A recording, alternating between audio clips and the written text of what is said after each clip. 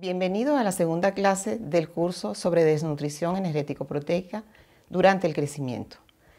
En esta clase vamos a tratar dos aspectos importantes como son la epidemiología de la malnutrición por déficit, en este caso la desnutrición, y vamos a definir algunos términos y vamos a clasificar la desnutrición.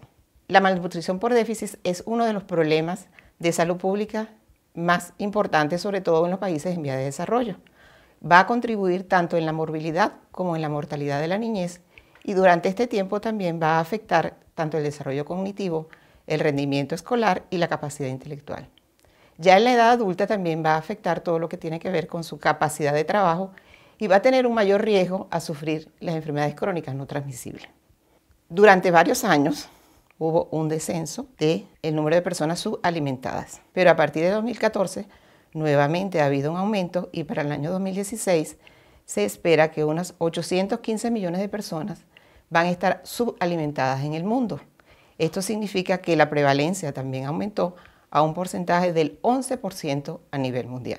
En cuanto a la malnutrición por déficit a nivel mundial para el año 2016, según la Organización Mundial de la Salud, 52 millones de niños menores de 5 años presentaban emaciación o desnutrición aguda.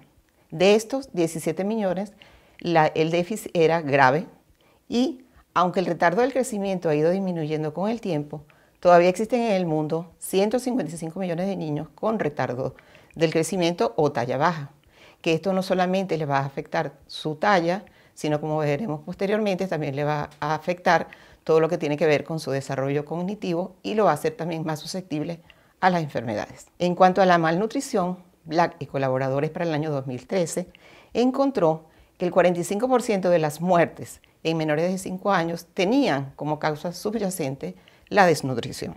En cuanto a la prevalencia de la subalimentación, ya no en el mundo, sino en América Latina y el Caribe, esta tendencia al aumento que ya evidenciamos a nivel mundial también ha ocurrido en América Latina, como podemos verlo. De un 6.3 subió a un 6.6 y fundamentalmente en Sudamérica, como lo podemos ver en su gráfica a la derecha, porque tanto en Mesoamérica como en el Caribe se mantiene en descenso. Solamente fue en Sudamérica donde encontramos un aumento de la subalimentación. Para América Latina y el Caribe también encontramos, cuando comparamos 2004-2006 con 2014-2016, que los países que tenían menos subalimentación eran Brasil, Cuba y Uruguay, con unas cifras inferiores al 2.5%, seguidos por los países Argentina, Barbados, Chile, México, Trinidad y Tobago, que lo tenían bajo o igual al 5%. En otros países la prevalencia es mucho mayor, mayor al 20% en Antigua, Barbuda, Bolivia, Granada, y en Haití, que es el país más afectado por la subalimentación, un 47% de su población está subalimentada o con hambre. En América Latina y el Caribe, la evolución de la subalimentación prácticamente en todos los países disminuyó, excepto en estos países, como pueden ver, en Argentina, Ecuador, El Salvador, Granada y Perú, pero con un aumento por debajo de 0.5%. Como podemos ver, Venezuela fueron 3.9 puntos porcentuales con respecto al trienio anterior. Esto representa que 1.3 millones de personas en Venezuela están subalimentadas y fue el país que contribuyó a que en Sudamérica fuera la única región donde hubo un aumento de la subalimentación. En cuanto a la desnutrición aguda en niños menores de 5 años, la prevalencia en el mundo es de un 7.7% y en América Latina y el Caribe de 1.3%. Tenemos también países con una prevalencia por encima del 5%, o sea que estos países no cumplieron con las metas del milenio, porque la meta justamente era disminuir la desnutrición tanto aguda como crónica por debajo del 5%. Ellos fueron Barbados, Guyana, Haití, Trinidad y Tobago. Venezuela ocupó el 6º lugar para el año 2009 con un 4.1%. En cuanto a la desnutrición crónica, como dijimos, esta ha disminuido en el mundo entero, de hecho también en América Latina. Sin embargo, hay países como Guatemala, que para el 2015 todavía había un 46.5% de niños con desnutrición crónica. Ecuador, Nicaragua y Honduras superan el 20%, Belice y Panamá están alrededor de un 19%. Los países con menor desnutrición crónica tenemos a Chile, Santa Lucía y Costa Rica. Venezuela, nuestro país, está alrededor de un 14%, en cuanto a desnutrición crónica se refiere. Una vez conocido la epidemiología, y tanto a nivel del mundo como en la región, vamos entonces ahora a entrar a definir ciertos términos para que los tengamos claros. Ellos son la subalimentación o hambre, la malnutrición, que no solamente son por déficit, sino también por exceso. Claro, en esta clase nos vamos a referir específicamente a los déficits y particularmente a la desnutrición. ¿Qué es la subalimentación? La subalimentación es la condición en la cual el consumo habitual de alimentos de un individuo es insuficiente para proporcionarle la cantidad de energía necesaria para que pueda llevar una vida normal, activa y sana. ¿Qué es la malnutrición? Como dije, la mayoría de la gente piensa que es déficit, no, son tanto los déficits como los excesos. Y se refiere a carencia y también a los desequilibrios de la ingesta calórica y de nutrientes de una persona. La relacionada con los micronutrientes es lo que comúnmente conocíamos como el hambre oculta. Y la otra es el exceso, que es el sobrepeso y la obesidad, pero como dije anteriormente, nos vamos a enfocar específicamente en la desnutrición. ¿Qué es la desnutrición? Y particularmente la desnutrición primaria.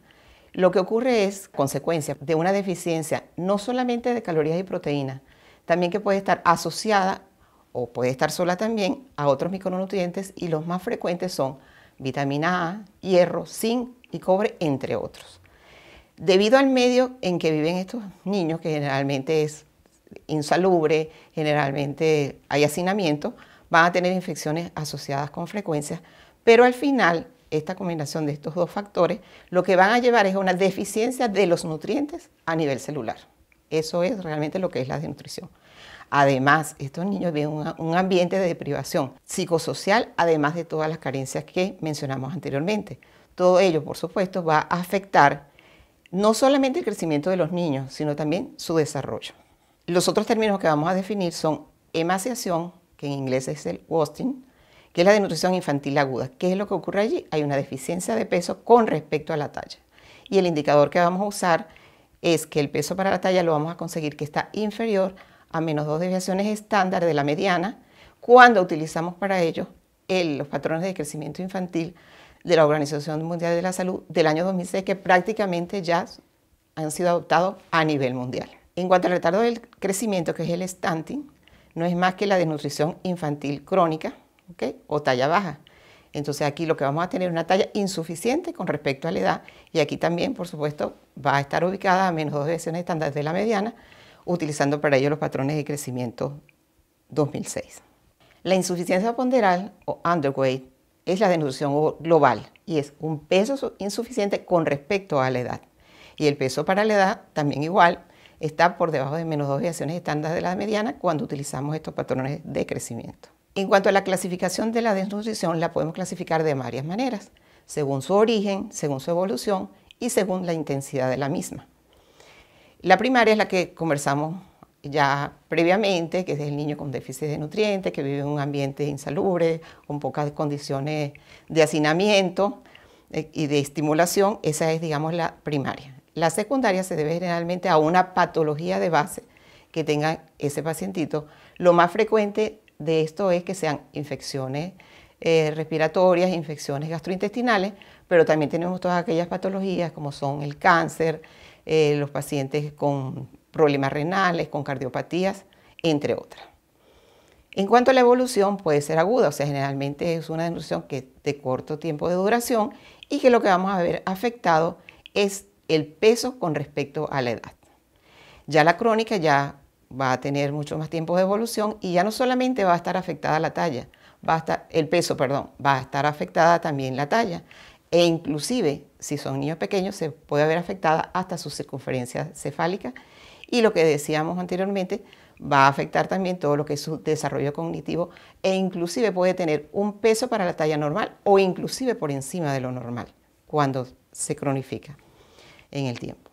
En cuanto a la intensidad, tenemos la subclínica, que obviamente cuando vemos a ese niño, nadie supone que está desnutrido porque no hay ningún signo que así nos los diga, pero cuando tomamos los indicadores de composición corporal, vamos a ver que estos están bajo la norma. Pero todavía los indicadores tradicionales, peso, edad, talla y peso para la talla, va a estar normal.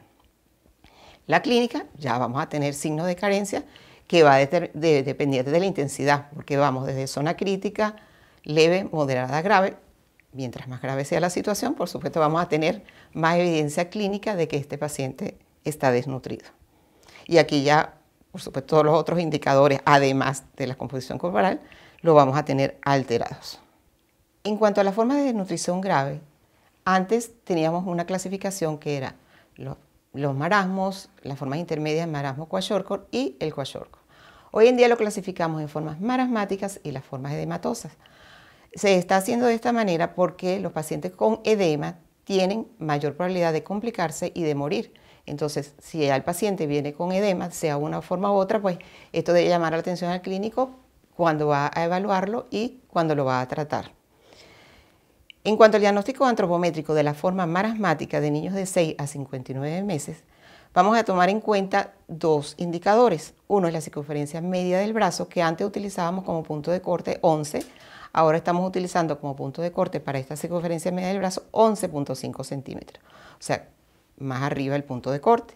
En cuanto al peso para la talla, el punto de corte es igual o menor a menos 3 desviaciones estándar. Este bebé, como lo pueden ver en su diapositiva, tiene una apariencia muy delgada, tiene carencia prácticamente de panículo adiposo, la emaciación ya es visible, tanto en los hombros, en los brazos, en sus glúteos y en sus muslos, y los contornos de su costillita también son visibles. Las formas de edematosa puede ser desde un edema simplemente en miembros inferiores, que es por allí donde comienza generalmente el edema de un desnutrido, que nos los hace diferenciar de otros tipos de edema, pero que, como ven en la foto, se puede generalizar. Este es un caso típico de kwashiorkor que no solamente tiene edema, sino además tiene, lo que están observando allí, las lesiones pelagroides, típicas del kwashiorkor. Para concluir entonces, podemos decir que la subalimentación o el hambre está aumentando de nuevo en el mundo, que la desnutrición infantil aguda o emaciación sigue siendo alta, especialmente en Asia meridional. La desnutrición infantil crónica, que es el retardo del crecimiento, está disminuyendo en el mundo, sin embargo persiste elevada en zonas como el África.